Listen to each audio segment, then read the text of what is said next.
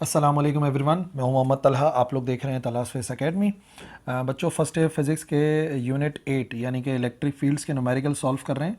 और question number 1 से लेके क्वेश्चन नंबर 5 तक के जो न्यूमेरिकल के सोल्यूशन की वीडियो है वो ऑलरेडी अपलोडेड है। और ये जो वीडियो है इसमें हम लोग न्यूमेरिकल नंबर 6, 7, 8, 9 यानी कि 6 से ऑनवर्ड जो है वो न्यूमेरिकल सॉल्व करेंगे। तो ठीक है, स्टार्ट करते हैं विद क्वेश्चन नंबर 6। देखो, आपके सामने एक फ़िगर बनी हुई है। हो सकता है कि पेपर में अगर ये सवाल आए तो फिगर नहीं भी गिवन हो, तो आपने मुकम्मल बात जो है वो समझनी है। फिगर में जाहिर किए गए हैं दो चार्जेस, दो पार्टिकल्स हैं, चार्ज पार्टिकल्स हैं, एक्स एक्सिस के ऊपर रखे हुए हैं। ठीक है, और कह रहे हैं कि एक नेगेटिव है -3.20, 10⁻⁻19 कूलम, और उसका जो फासला है वो -3 मीटर का है, यानी कि नेगेटिव एक्स एक्सिस में है। और जो पॉजिटिव चार्ज है 3.2 एक्सपोनेंट -19 कूलम का, वो पॉजिटिव एक्स एक्सिस में है, क्योंकि यहाँ पे लिखा हुआ है x = 3 मीटर। तो अब सवाल क्या है, what are the, A part में मैग्नीट्यूड मालूम करना है एंड बी पार्ट में direction relative to the positive direction of the x axis के लिहाज से बताना है, of the net electric field, वो नेट इलेक्ट्रिक फील्ड जो कि प्रोड्यूस होगी एट पॉइंट पी, जो कि पॉइंट पी पर प्रोड्यूस होगी। और पॉइंट पी जो है वो लाई कर रहा है, यानी कि इस डिस्टेंस को, वाई एक्सिस के डिस्टेंस को उन्होंने 4 मीटर का नाम दिया है।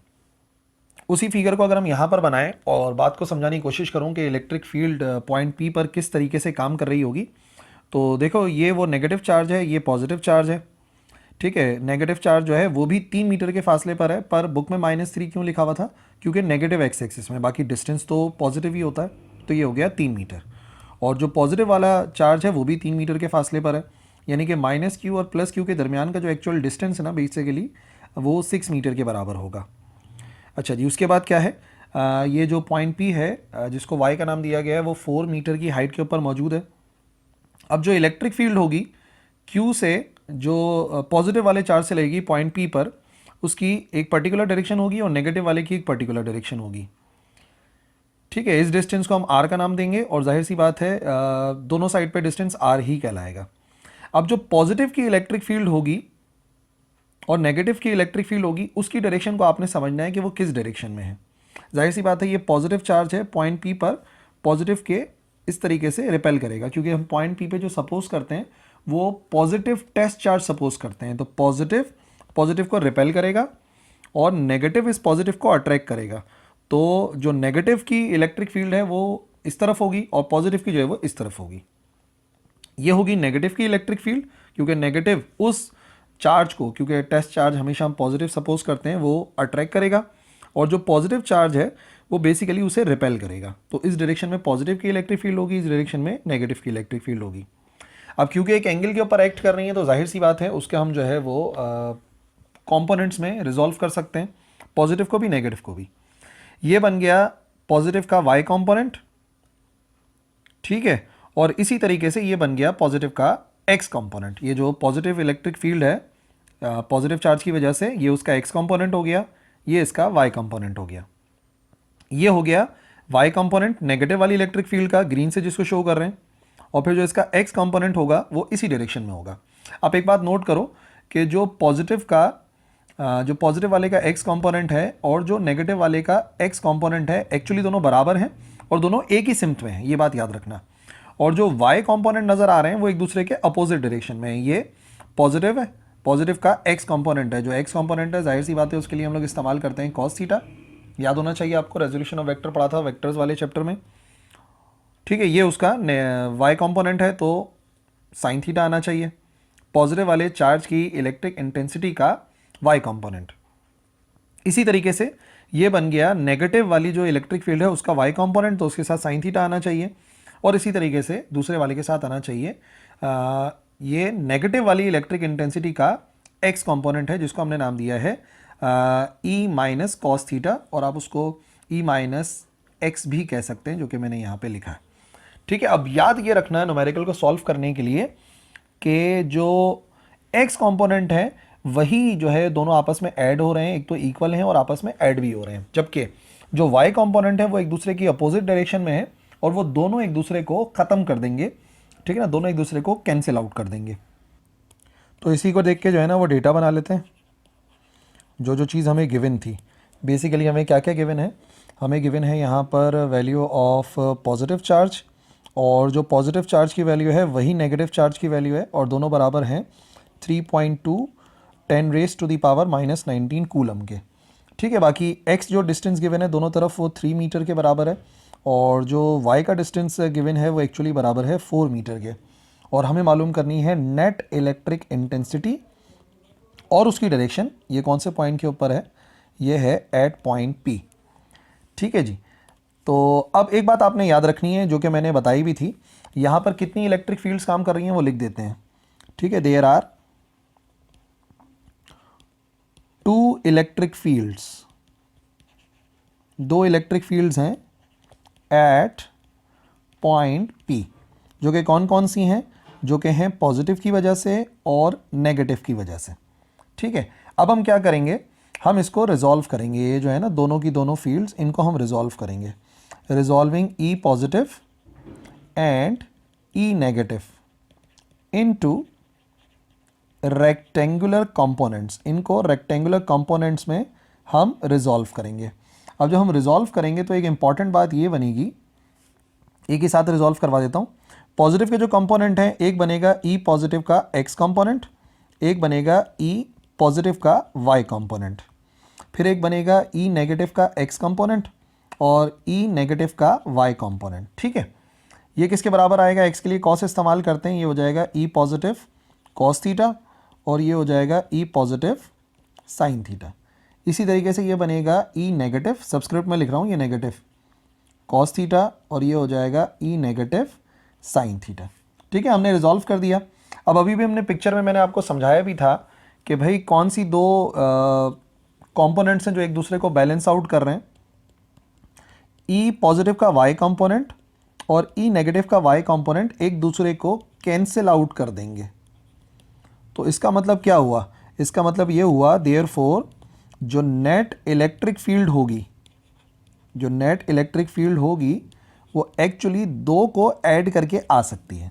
किस किस चीज़ को ऐड करके आ सकती है, वो आ सकती है जब E पॉजिटिव कॉस थीटा और E नेगेटिव कॉस थीटा को आपस में ऐड कर देंगे, क्योंकि X कंपोनेंट को आपस में ऐड करना है, Y ने तो एक दूसरे को बैलेंस कर दिया। अब होंगे तो ये दोनों बराबर। एक बात आपने याद रखनी है, चाहे E पॉजिटिव हो चाहे E नेगेटिव हो, दोनों के दोनों किसके बराबर होंगे, दोनों के दोनों बराबर होंगे KQ ओवर आर स्क्वायर के। कूलम्स लॉ से जो हमने इलेक्ट्रिक इंटेंसिटी का फॉर्मूला निकाला था ना, वो यही था KQ अपॉन आर स्क्वायर। और अहम बात पता है क्या, अहम बात यह है कि ये जो दोनों चार्जेस हैं ये बराबर हैं, तो दोनों को एक कॉमन नेम दिया जा सकता है, तभी यहाँ पे भी Q ही लिखा हुआ है। ठीक है ना, तो हम क्या करेंगे, हम इलेक्ट्रिक इंटेंसिटी का जो फॉर्मूला लिखेंगे वो हम इस तरीके से लिखेंगे, KQ over r square cos theta plus KQ over r square, और दोबारा से लिख देंगे कॉस थीटा, क्योंकि दोनों बराबर हैं। अब दोनों बराबर हैं तो दोनों को ऐड कर सकते हैं, तो जो टोटल इलेक्ट्रिक इंटेंसिटी है वो बराबर आएगी 2KQ अपॉन आर स्क्वायर, और साथ में आ जाएगा कॉस थीटा। अब ये देखो कि इस फॉर्मूले में क्या चीज़ है जो मिसिंग है। क्या K मालूम है, हाँ कूलम्स कांस्टेंट, Q मालूम है, हाँ चार्ज गिवन है। प्रॉब्लम ये है कि हमें एंगल नहीं मालूम और हमें R नहीं मालूम, यानी कि अब जो भी हमारा सोल्यूशन होगा वो बेसिकली एंगल के लिए होगा और R के लिए होगा। तो पहले एंगल को देख लेते हैं। एंगल को किस तरीके से देखेंगे, हमें पता है कॉस थीटा बराबर होता है बेस अपॉन हाइपोटेन्यूज। ठीक है ना, कॉस थीटा बराबर होता है बेस अपॉन हाइपोटेन्यूज। तो चाहो तो ये वाला ट्राइंगल देख लो या ये वाला ट्राइंगल देख लो, दोनों बातें सेम है। बात सिंपल सी है, वो ये है कि थीटा के सामने वाली साइड परपेंडिकुलर होती है, 90 डिग्री के सामने वाली साइड हाइपोटेन्यूज होती है, और जो बच गई वो एक्चुअली बेस होती है। यहाँ पे इन्होंने लिखा हुआ है बेस अपॉन हाइपोटेन्यूज, तो हमारे लिहाज से बेस क्या बनी, बेस है ये x और हाइपोटेन्यूज क्या है, हाइपोटेन्यूज है r। तो मैं यहाँ पे क्या लिखूँगा, ये हो गया हमारे पास बेस यानी कि x, और हाइपोटेन्यूज क्या है, हाइपोटेन्यूज है r। तो फॉर्मूला फिर क्या बनेगा हमारा, अगर इक्वेशन 1 में पुट करूँ, इक्वेशन 1 इम्प्लाइज दैट E बराबर आएगा 2KQ ओवर आर स्क्वायर, और कॉस थीटा की जगह पर आएगा x ओवर r। ठीक है जी, तो r से r मल्टीप्लाई हुआ, इलेक्ट्रिक इंटेंसिटी बराबर आ गई 2KQ, और साथ में आ गया x भी, और डिवाइड में आप ऐसा कर लो कि इसको कर लो आर क्यूब। अब इसका मतलब ये है कि अगर मैं किसी तरीके से आर क्यूब की वैल्यू निकाल लूँ, क्योंकि अभी तक वो अननोन है कि आर कितना होगा, तो पुट करके आंसर आ जाएगा। अब जो आर है वो बेसिकली सबसे ज़्यादा जो इस्तेमाल होने वाला फॉर्मूला है ना, उससे आएगा, और वो है पाइथागोरस थ्योरम। पाइथागोरस थ्योरम के मुताबिक पढ़ा हुआ होगा आप लोगों ने, जो हाइपोटेन्यूज का स्क्वायर है वो हमेशा बराबर होता है perpendicular square plus base square. और अगर आप यहाँ से स्क्वायर को ख़त्म करोगे तो इधर रूट लगाना पड़ेगा। तो h एक्चुअली बराबर होता है P square plus B square के। ट्राइंगल आपके सामने है कि पी स्क्वायर क्या है, बी स्क्वायर क्या है। तो परपेंडिकुलर हो गया 4 और बेस हो गया 3। तो ये क्या बनेगा, परपेंडिकुलर हो गया 4 का स्क्वायर और 3 का स्क्वायर। 4 का स्क्वायर 16, 3 का स्क्वायर 9, स्क्वायर रूट, और स्क्वायर रूट किसका है 25 का, और 25 का स्क्वायर रूट बराबर होता है 5 के। तो हाइपोटेन्यूज बराबर आएगा 5 के, और यही जो हाइपोटेन्यूज है एक्चुअली बराबर है आर के, जो कि हमें मालूम करना था। अब इक्वेशन 3 में जो कुछ लिखा हुआ है वो सब हमें मालूम है, तो हम क्या करेंगे, हम वैल्यूज पुट करेंगे इक्वेशन 3 में। इक्वेशन 3 इम्प्लाइज दैट ई बराबर आएगा, सबसे पहले के की वैल्यू 9 एक्सपोनेंट 9, फिर क्यू की value 3.2 10 raise to the power minus 19, फिर लिखा हुआ है 3, फिर लिखा हुआ है 3, और पहले जो 2 लिखा हुआ था उसको मैंने बाद में लिख दिया, और नीचे लिखा हुआ है इसका क्यूब। तो 5 का हमें करना पड़ेगा क्यूब। इलेक्ट्रिक इंटेंसिटी आ जाएगी 1.38 10 raise to the power minus 10, और न्यूटन पर कूलम होता है यूनिट ऑफ इलेक्ट्रिक इंटेंसिटी। ठीक है जी। अब आपसे डायरेक्शन भी तो पूछी गई थी ना, कि बताइए कि इलेक्ट्रिक फील्ड जो है, नेट इलेक्ट्रिक फील्ड, उसकी डायरेक्शन क्या होगी। डायरेक्शन फिगर से बिल्कुल क्लियरली नज़र आ रही है। इन दोनों ने तो एक दूसरे को कैंसिल कर दिया, और ये जो ई पॉजिटिव है और ई नेगेटिव दोनों के जो कॉस थीटा हैं वो इस डायरेक्शन में एक्ट कर रहे हैं। तो इसका मतलब नेट इलेक्ट्रिक फील्ड भी इसी तरफ होगी, और ये कौन सी डायरेक्शन कहलाएगी, ये कहलाएगी टुवर्ड्स एक्स एक्सिस, और वो भी कौन सा है, टुवर्ड्स नेगेटिव एक्स एक्सिस। ठीक है ना, वो तो हमें फिगर से ही मिल रहा है, तो उसको सॉल्व करने की ज़रूरत नहीं है, फिगर से आंसर मिल जाता है। ये दो चीज़ें रिक्वायर्ड थी। ठीक है, अगला क्वेश्चन देखते हैं, क्वेश्चन नंबर 7। अच्छा, क्वेश्चन नंबर 7 बिल्कुल हमारे क्वेश्चन नंबर 5 की तरह है। तो अगर आपने वाली वीडियो देखी भी होगी तो आप बिल्कुल समझ जाओगे कि भाई दोनों की दोनों बातें बिल्कुल सेम है। लेकिन अगर वो वीडियो नहीं देखी तो मैं क्वेश्चन नंबर 7 को सॉल्व करवा रहा हूँ, परेशान नहीं होइएगा, बिल्कुल सिमिलर है। अगर नहीं देखी हुई तो इट्स ओके। क्वेश्चन नंबर 7, एक प्रोटॉन और एक इलेक्ट्रॉन है जो फॉर्म कर रहा है 2 corners of an equilateral triangle. Equilateral triangle के 2 कॉर्नर्स पे, एक पे प्रोटॉन है, एक पे इलेक्ट्रॉन है, और हर एक की जो साइड है वो क्योंकि इक्विलैटरल है, तीनों साइड्स बराबर होंगी, 5 माइक्रोमीटर है। What is the magnitude of electric, net electric field कितनी होगी उसका मैग्नीट्यूड बताना है। These particles produce at the third corner, जो वो थर्ड कॉर्नर के ऊपर प्रोड्यूस कर रहे होंगे वो मालूम करनी है। तो ऐसा एक ट्राइंगल है हमारे पास, और ये जो ट्राइंगल है इस पर एक तरफ प्रोटॉन रख दिया, एक तरफ जो है वो हमने इलेक्ट्रॉन रख दिया, और ये तीसरा कॉर्नर है जहाँ पर इलेक्ट्रिक फील्ड मालूम करेंगे। तो ये आ गया वाला कॉर्नर। अब क्या है, इसको पॉइंट पी का नाम देते हैं। पॉइंट पी पे हमें इलेक्ट्रिक इंटेंसिटी मालूम करनी है, और उसके बाद ये है कि हर एक जो लेंथ है वो एक्चुअली बराबर है 5 माइक्रोमीटर के, 10 raise to the power minus 6 metre के। ठीक है, अगर मैं फॉर एग्जांपल सपोज कर लेता हूँ पॉइंट पी के ऊपर एक टेस्ट चार्ज, जो कि ऑब्वियसली पॉजिटिव चार्ज होता है, तो जो इलेक्ट्रिक फील्ड्स हैं वो किस तरीके से काम करेंगी पॉइंट पी पे, वो हमें मालूम करनी है। अच्छा, ये इक्विलैटरल ट्राइंगल है।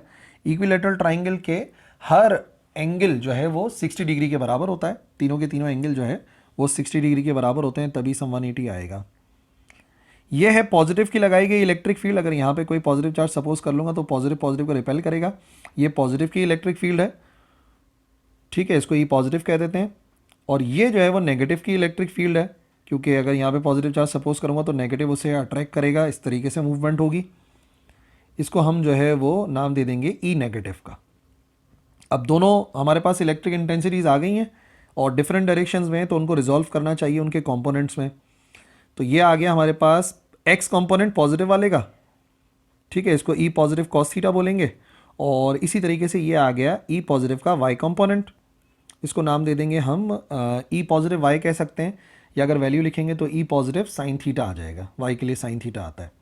अब जो ई नेगेटिव है उसको भी रिजॉल्व करो उसके कॉम्पोनेंट्स में, तो ये आ गया उसका वाई कॉम्पोनेंट, ठीक है, और ये आ गया एक्स कॉम्पोनेंट। दोबारा से देखो पिछले वाले क्वेश्चन की तरह से कि जो दोनों के एक्स कॉम्पोनेंट है वो एक ही डायरेक्शन में काम कर रहे हैं।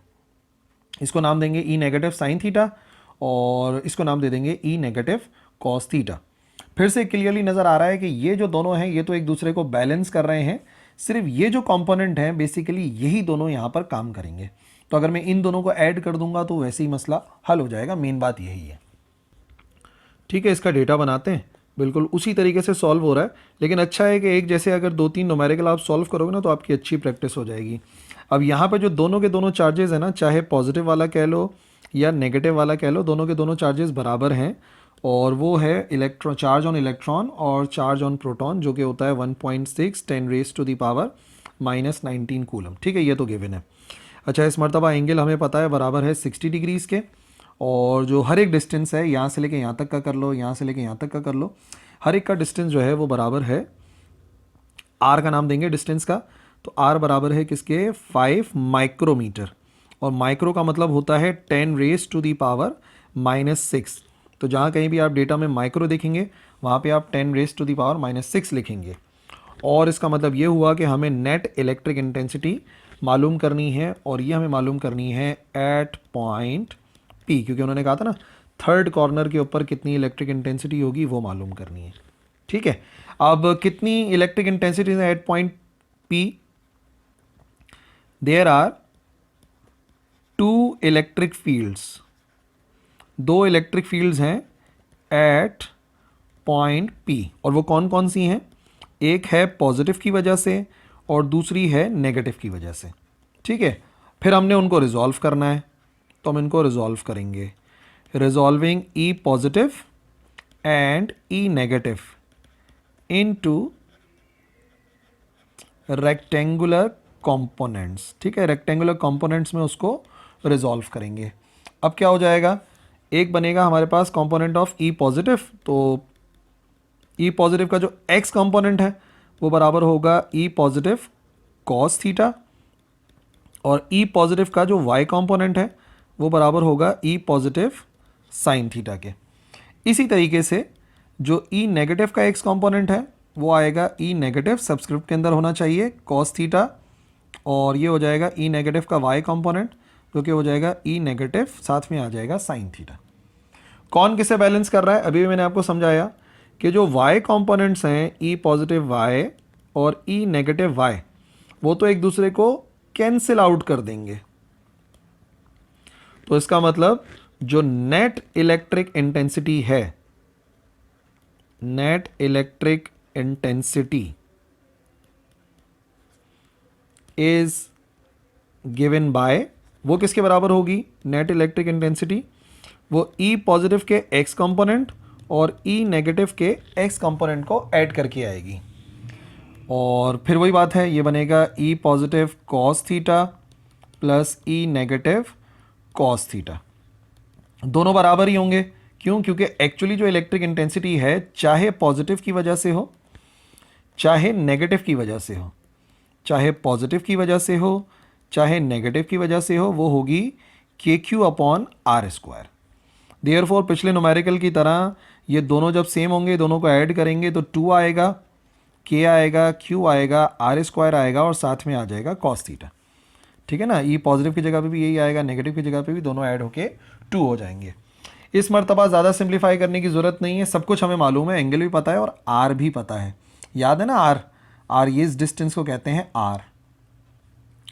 तो ई बराबर आ जाएगा 2 के की वैल्यू 9 एक्सपोनेंट 9 इंटू चार्ज है 1.6 10⁻⁻⁻19। गिवन पेपर में आएगा तो गिवन होगा, याद रखना, चार्ज ऑन इलेक्ट्रॉन या चार्ज ऑन प्रोटॉन जो है वो गिवन होता है, डिवाइडेड बाय आर का हमें करना है स्क्वायर, यानी कि 5 एक्सपोनेंट -6 का हमें करना है स्क्वायर, और सारी वैल्यूज़ को मल्टीप्लाई कराएंगे कॉस 60 डिग्री से।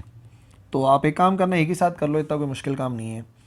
2 इंटू 9 एक्सपोनेंट 9 इंटू 1.6 10⁻⁻⁻ का 19, और फिर क्या करेंगे, मल्टीप्लाई कराएंगे इसको कॉस 60 से, और इन दी एंड डिवाइड करा देंगे 5 एक्सपोनेंट -6 के स्क्वायर से। सो ये आएगा 57.6 न्यूटन पर कूलम कर लो या वोल्ट पर मीटर कर लो, तो पॉइंट पी की जो टोटल इलेक्ट्रिक इंटेंसिटी है वो 57.6 न्यूटन पर कूलम के बराबर आएगी।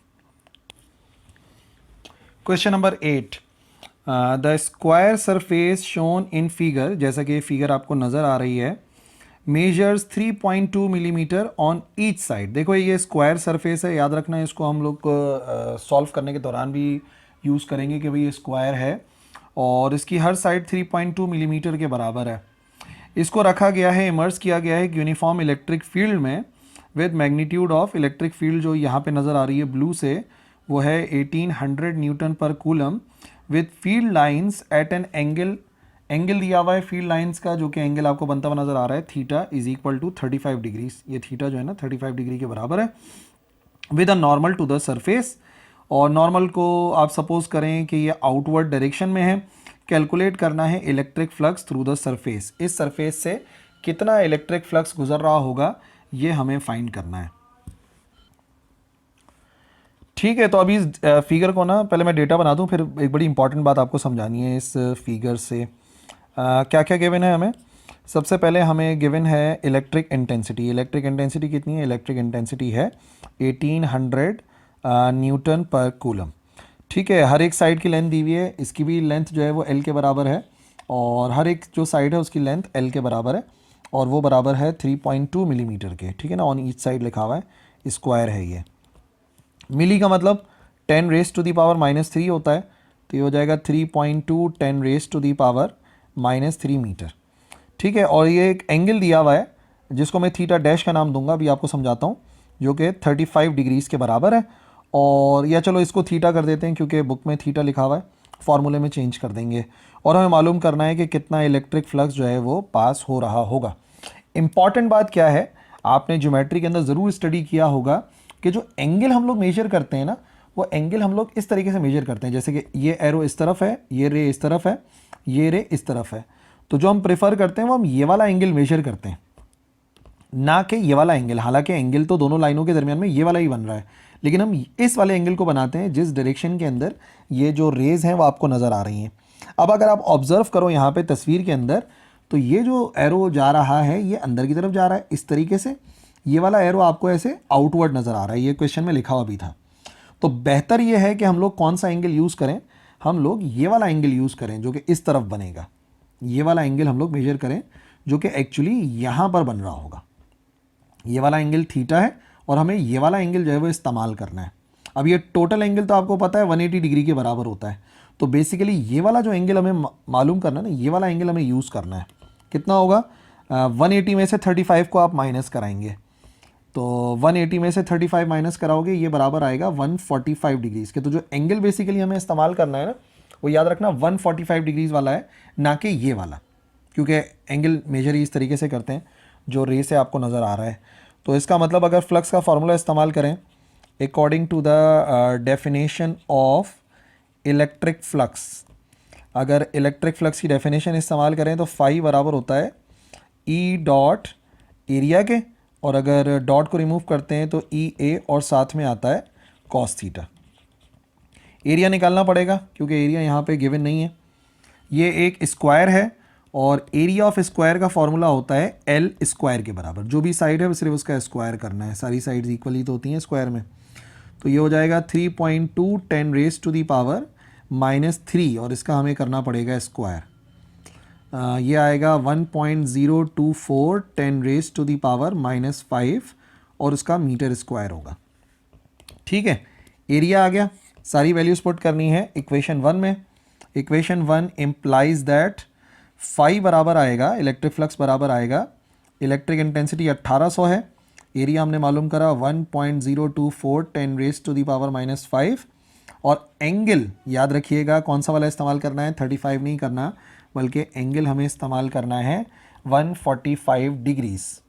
ठीक है जी, वैल्यूज पुट करें 1800 इंटू 1.024 10 रेस पावर -5 और cos 145, it is equal to minus में आंसर आएगा 1.509 10 रेस टू दी पावर -2 और फ्लक्स का यूनिट होता है न्यूटन मीटर स्क्वायर पर कूलम। तो यहाँ पे जो इलेक्ट्रिक फ्लक्स होगा वो माइनस का 1.509 10⁻² होगा न्यूटन मीटर स्क्वायर पर कूलम में। क्वेश्चन नंबर 9 पर आते हैं। एन इलेक्ट्रॉन इज लिबरेटेड, एक इलेक्ट्रॉन लिबरेट होता है, आज़ाद होता है, बाहर निकलता है from the lower of two large parallel metal plates, दो मेटल प्लेट्स हैं, नीचे वाली प्लेट से जो है वो एक इलेक्ट्रॉन आज़ाद होता है और वो सेपरेट हुए हुए हैं एक डिस्टेंस से जिसको इन्होंने एच का नाम दिया है 2 सेंटीमीटर के बराबर। जो अपर प्लेट है उसका पोटेंशियल दिया गया है 2400 volts relative to the lower, यानी कि दोनों के दरमियान का पोटेंशियल डिफरेंस 2400 है। How long does the electron take to reach it, वहां तक इलेक्ट्रॉन को पहुंचने में कितनी देर लगेगी ये हमें मालूम करना है। और एक मिस्टेक है यहाँ पर, आंसर इन्होंने इलेक्ट्रिक इंटेंसिटी का दिया हुआ है, हालांकि मालूम हमें टाइम करना है, तो जो टाइम आएगा वो मैं आपको बता दूंगा। इलेक्ट्रिक इंटेंसिटी भी आएगी, मालूम होगी सोल्यूशन के दरमियान में ही। ठीक है भाई, तो हमारे पास दो मेटल प्लेट्स हैं, एक नीचे जो है वो नेगेटिव प्लेट है, ऊपर जो है वो पॉजिटिव प्लेट है, क्योंकि नीचे से इलेक्ट्रॉन निकल रहा था, लिबरेट हो रहा था, तो नीचे वाली नेगेटिव होगी। ठीक है, और दोनों के दरमियान का डिस्टेंस भी गिवन है और वोल्टेज भी गिवन है। वोल्टेज 2400 है और जो दोनों के दरमियान का डिस्टेंस है वो बराबर है 2 सेंटीमीटर के, जिसको उन्होंने एच का नाम दिया है। नेगेटिव प्लेट से जो है वो एक इलेक्ट्रॉन निकलता है और पॉजिटिव प्लेट तक पहुंच जाता है। जाहिर सी बात है, नेगेटिव है तो वो पॉजिटिव उसे अट्रैक्ट करेगा, ऊपर की तरफ जाएगा। सवाल ये है कि उसे कितनी देर लगेगी ऊपर तक पहुंचने में, ये हमें फाइंड करना है। Question number 9। ठीक है, मैं दोबारा यहाँ पे बता दूं, फिगर ड्रॉ कर लेते हैं ताकि थोड़ा सा हमें याद रह जाए। ये पॉजिटिव है, ठीक है, और ये जो है वो नेगेटिव प्लेट थी। दोनों के दरमियान का पोटेंशियल डिफरेंस v है और दोनों के दरमियान की जो हाइट है उसको h का नाम दिया गया है। एक इलेक्ट्रॉन यहाँ से लिबरेट होकर यहाँ जाता है, पहले रुका हुआ था, जाहिर सी बात है, फिर आहिस्ता आहिस्ता मूव होकर ऊपर जाता है। सवाल यह है कि उसे कितनी देर लगेगी ये हमें मालूम करना है। ठीक है ना, मेन बात यह है टाइम मालूम करना है। वोल्टेज दिया हुए हैं 2400 वोल्ट, ठीक है, हाइट दी हुई है बराबर 2 सेंटीमीटर के, जिसको मीटर में करने के लिए डिवाइड बाय 100 कराएंगे तो 0.02 मीटर आएगा। इलेक्ट्रॉन इनिशियली रेस्ट में है, इसको आपने याद रखना है और हमें टाइम मालूम करना है कि टाइम कितना लगेगा। ठीक है, अच्छा, ये न्यूमेरिकल अगर पेपर में गिवन होगा तो दो कांस्टेंट्स हैं वो आपको लाजमी तौर पे दिए जाएंगे। एक तो आपको दिया जाएगा E यानी कि चार्ज ऑन इलेक्ट्रॉन और एक आपको दिया जाएगा M यानी कि मास of electron. Charge on electron 1.6 exponent minus 19 coulomb के बराबर होता है और mass of electron 9.1 exponent minus 31 kg के बराबर होता है। ये लाजमी तौर पे गिवन होंगे, इसके बिना हम सॉल्व नहीं कर सकते। अब ज़रा आप याद कीजिए कि इस चैप्टर के अंदर क्या हमने कोई टाइम का फॉर्मूला पढ़ा? नहीं, हमने कोई टाइम का फॉर्मूला पढ़ा ही नहीं। तो टाइम का जब हमने कोई फॉर्मूला नहीं पढ़ा तो हमें कोई बेसिक फॉर्मूले इस्तेमाल करने पड़ेंगे जो कि ऑब्वियसली इक्वेशंस ऑफ मोशन के अंदर होता है, यानी कि हमें किसी इक्वेशन ऑफ मोशन को यूज़ करना पड़ेगा यहाँ पर। ठीक है, इक्वेशंस ऑफ मोशन यूज़ करने के लिए ज़रूरी है एक्सेलरेशन का मालूम होना। ठीक है, टाइम तब आएगा जब एक्सेलरेशन पता हो। एक्सेलरेशन तो यहाँ पे कहीं पे मालूम ही नहीं हमें, और एक्सेलरेशन आती है जब फोर्स मालूम हो। ठीक है, मैं समझ रहा हूँ कि थोड़ा सा ये कंफ्यूजिंग हो रहा है, लेकिन ये जब मैं आपको पूरा न्यूमेरिकल समझा दूंगा तो फिर स्टोरी बताऊंगा कि भाई अभी मैं आपको एक्चुअल स्टोरी बता रहा हूँ और डेरिवेशन जो है ना, जो क्वेश्चन सॉल्व होगा थोड़ा सा रिवर्स में होगा। टाइम मालूम करने के लिए एक्सेलरेशन पता होनी चाहिए, एक्सेलरेशन मालूम होने के लिए फोर्स पता होनी चाहिए, फोर्स के लिए इलेक्ट्रिक इंटेंसिटी पता होनी चाहिए। तो जो सारा काम हम करेंगे वो हम इलेक्ट्रिक इंटेंसिटी के मालूम करने से करेंगे। ये हमारा स्टेप नंबर 1 होगा। वोल्टेज का एक फॉर्मूला है जो कि हमने इसी चैप्टर में पढ़ा, वोल्टेज बराबर होता है E इंटू आर के, ठीक है, यानी कि डिस्टेंस के, और यहाँ पे जो डिस्टेंस है वो एक्चुअली बराबर है H के। तो पोटेंशियल डिफरेंस बेसिकली दोनों प्लेट्स के दरमियान का E इंटू एच के बराबर आएगा, यानी कि इलेक्ट्रिक इंटेंसिटी निकालेंगे तो वो बराबर आएगी V ओवर H के। वोल्टेज है 2400 और उसको डिवाइड करना है 0.02 से, 2400 और ये डिवाइड हो जाएगा 0.02 से, ये आ जाएगा हमारे पास 1.2 10⁻⁵ न्यूटन पर कूलम। ठीक है, इलेक्ट्रिक इंटेंसिटी आ गई। बुक में इसी का आंसर दिया हुआ है, लेकिन हमें आगे बढ़ना पड़ेगा। इलेक्ट्रिक इंटेंसिटी क्यों मालूम करी? क्योंकि हमें फोर्स मालूम करना ज़रूरी है। फोर्स ज़रूरी है हमारे लिए ना, टाइम निकालने के लिए। इलेक्ट्रिक इंटेंसिटी का formula force per unit charge होता है, क्यू लिखते हैं ना, और यहाँ पे जो चार्ज है वो बेसिकली ई के बराबर है, तो मैं ई लिख देता हूँ। और एफ की वैल्यू को अलग करूँगा तो वो आ जाएगा electric intensity multiply by charge on electron, इससे फोर्स मालूम होगी। F is equal to electric intensity आई है 1.2 10 रेज टू दी पावर 5 और ये E से मल्टीप्लाई होगा जो कि चार्ज ऑन इलेक्ट्रॉन होता है 1.6 एक्सपोनेंट माइनस 19। इसी को मल्टीप्लाई कराएंगे 1.6 एक्सपोनेंट माइनस 19 से, फोर्स आएगी 1.92 10 raise to the power minus 14 newton. ठीक है, टाइम चाहिए था, टाइम तब तक नहीं आ सकता जब तक एक्सेलरेशन ना हो, एक्सेलरेशन तब तक नहीं आ सकती जब तक फोर्स ना हो, फोर्स आ गई। अब तीसरा स्टेप हमें एक्सेलरेशन के लिए करना पड़ेगा। एक्सेलरेशन का सिंपल तरीन फार्मूला फोर्स वाला F is equal to m a, तो A बराबर आएगा F ओवर M के।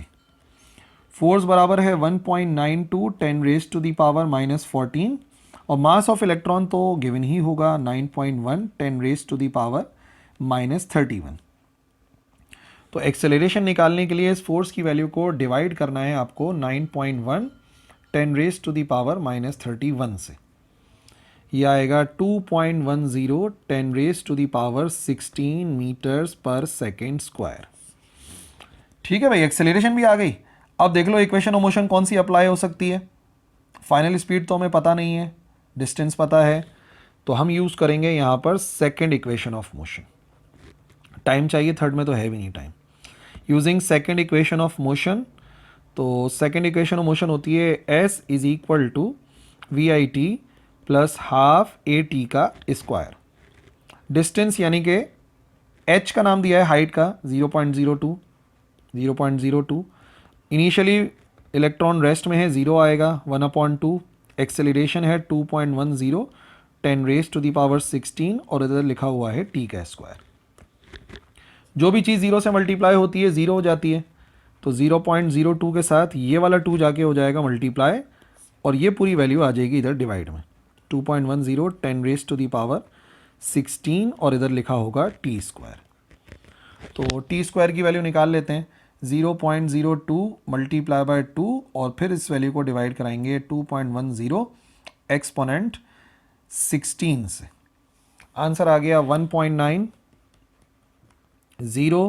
10 raise to the power minus 18। But जैसा कि नज़र आ रहा है ये तो टी स्क्वायर का आंसर है, हमें आंसर टी का चाहिए, तो हम लेंगे square root, taking square root on both sides. ये आ जाएगा टी इज इक्वल टू, इसका स्क्वायर रूट लेंगे, square root of 1.9 exponent minus का 18, ये आ गया 1.37 10 raise to the power minus 9 seconds के बराबर। नैनो सेकेंड्स में आंसर आ रहा है, जाहिर सी बात है 2 सेंटीमीटर का डिस्टेंस है, नैनो सेकेंड में ही टाइम लगेगा। ठीक है, लास्ट देखते हैं numerical number 10। 2 large metal plates हैं जैसे कि पिछले वाले न्यूमेरिकल में थी, 1.5 सेंटीमीटर अपार्ट हैं और चार्जेस जो है वो इक्वल हैं मैग्नीट्यूड वाले बट अपोजिट हैं, एक पे पॉजिटिव एक पे नेगेटिव है। Take the potential of the negative plate to be 0। Negative वाली जो प्लेट है उसका पोटेंशियल 0 पर है और जो पोटेंशियल है हाफ वे, आधे रास्ते पे जो पोटेंशियल है वो 5 वोल्ट है। तो बताएं इलेक्ट्रिक इंटेंसिटी कितनी होगी। अब सीधी सी बात है, हाफ डिस्टेंस पर अगर पोटेंशियल डिफरेंस 5 है तो पूरे पे उसका डबल ही होगा 10 वोल्ट। वोल्टेज गिवन है, डिस्टेंस गिवन है, इलेक्ट्रिक इंटेंसिटी मालूम करनी है। ठीक है, क्वेश्चन नंबर 10। सबसे पहले वोल्टेज कर लेते हैं। जो वोल्टेज एक्चुअली हमें गिवन है वो 5 नहीं लिखेंगे, हम 10 वोल्ट लिखेंगे। क्यों 10 वोल्ट लिखेंगे? क्योंकि हाफ वे पर 5 था तो कंप्लीट जो है वो 10 होगा। और हमें क्या गिवन है? और हमें गिवन है यहाँ पर डिस्टेंस 1.5 सेंटीमीटर। डिस्टेंस को डी या आर से शो कर सकते हैं। 1.5 सेंटीमीटर, सेंटीमीटर से मीटर में जाना है, डिवाइड बाय 100 कराएंगे तो 0.015 मीटर आएगा। हमें इलेक्ट्रिक इंटेंसिटी मालूम करनी है। अब फॉर्मूला तो बड़ा सिंपल सा है पोटेंशियल वाला। V बराबर होता है E इंटू आर के, या हमने डिस्टेंस को D बोला हुआ है तो D लिखेंगे। इलेक्ट्रिक इंटेंसिटी बराबर आ जाएगी V divided by D, voltage है 10 वोल्ट और उसको डिवाइड करना है 0.015 से, ठीक है। 10 को डिवाइड करना है 0.015 से, ये आ जाएगा electric intensity is equal to 6.66 10 raise to the power 2, और चाहो तो इसको राउंड ऑफ कर लो। इलेक्ट्रिक इंटेंसिटी बराबर आ सकती है 6.7 10 raise to the power 2। Volt पर मीटर लिखो यूनिट में, या न्यूटन पर कूलम, एक ही बात है, ठीक है जी। तो ये हो गए हमारे इस चैप्टर के न्यूमेरिकल्स कंप्लीट। अगर कोई क्वेश्चन है न्यूमेरिकल्स के हवाले से तो आप लिख सकते हैं कमेंट सेक्शन में, मैं इंशाल्लाह ज़रूर उसको दूर करने की कोशिश करूँगा। And that's all for this video. अल्लाह हाफिज़।